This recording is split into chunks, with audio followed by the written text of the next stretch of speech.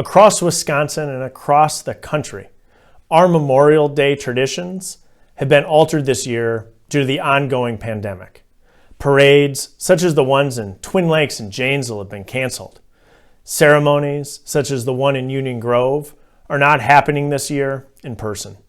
I'm Bryan Steil. I'm Congressman from Wisconsin's 1st Congressional District, representing Southeast Wisconsin from Janesville to Racine and Kenosha to the southern suburbs of Milwaukee and everywhere in between. It may not be the same without walking down the streets in Burlington and attending the ceremony where there is not a dry eye when taps is played. It will not be the same without seeing folks in Sturdivant lined up on the streets, waving American flags in honor of the brave men and women who served our country. However, it is the same that we take today to remember and honor those Americans who put on a uniform to defend our country no matter the cost. Since the birth of our nation, Americans have persevered through tough times, and Americans have answered the call, in particular, our veterans. Memorial Day is a day for remembering the brave men and women who sacrificed their lives to preserve our freedoms. From the first battles of Lexington and Concord, where America's fight for liberty began, to our recent day conflicts in Iraq and Afghanistan, Americans have stood up for liberty at home and abroad. They signed up to defend America and our ideals. They bravely fought for us, knowing that they may not return home. Memorial Day is for remembering the sacrifice, bravery, and patriotism of Americans who lost their lives defending our great nation. This Memorial Day, just after the 75th anniversary of VE Day, the Allied victory over Nazi Germany, in 1941, there was a major challenge facing America.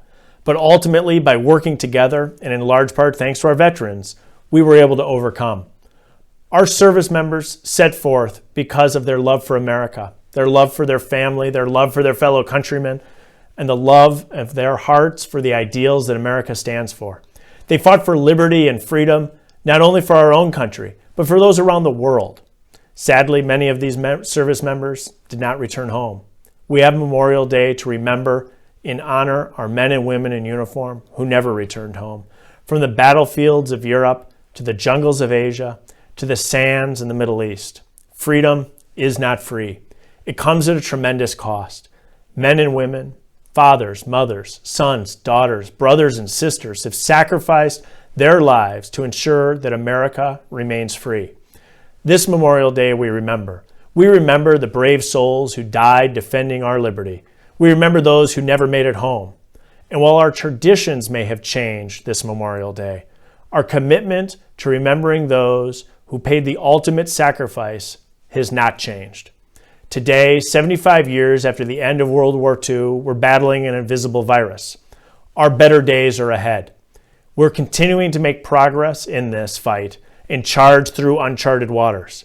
We will be stronger on the other side.